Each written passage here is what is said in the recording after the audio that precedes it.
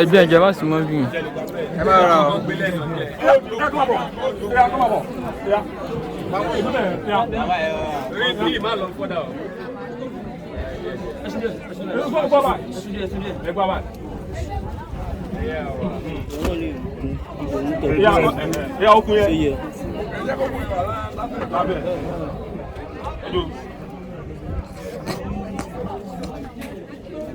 Amen. Àmín. Amen. Àmín. Ẹjọ́ sá ẹjọ́ máa ṣe àwọn ọmọ àtìyàwó tí wàá tó ṣe àwọn ẹbí. Bàbá ẹ kọ́ bàbá. Kó wọnú kí àwọn kéèsì wa fẹ́ yọ̀ lé. A fẹ́ yọ̀. Ẹ gbà. Sókùn ẹ bá pàṣẹ. Bí ìyá ló wà yóò wà.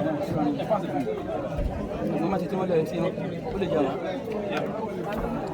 Ẹ fi wọnú àndù yẹn. Ẹ fi wọnú àndù yẹn. Ẹ jẹ́ kó gbanú àndù yẹn. Ẹ jẹ́ kó gbanú àndù yẹn. Ní ìdí àndù. No, ẹni ó ní ìdí àndù tó bá fẹ́ yẹ exactly. Sections.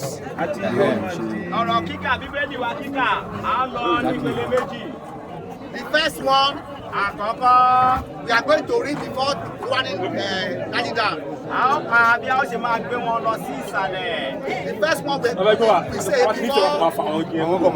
A ó kọ́kọ́ ka kó tó di pé a gbé wọn lọ sí ìlú. Then after putting him down, bàbá wa gbé wọn lọ sí ìsàlẹ̀. Then we say the second one. A ó wá ka ìkejì. Praise the Lord. Hallelujah. Ẹjọ́ ìwọ̀n mẹ́rin kọjá mẹ́rin yẹn o. That is born of a woman. Tí a bí nínú obìnrin. It's a few days of night. Ọjọ́ díẹ̀ ni. And full of trouble. He grows and is healed down as the flower of the grass. He passed away like a shadow without staying in a place. In the midst of life, he stayed in death. Shall we seek help from our Lord? Who is justified to be annoyed because of our sin?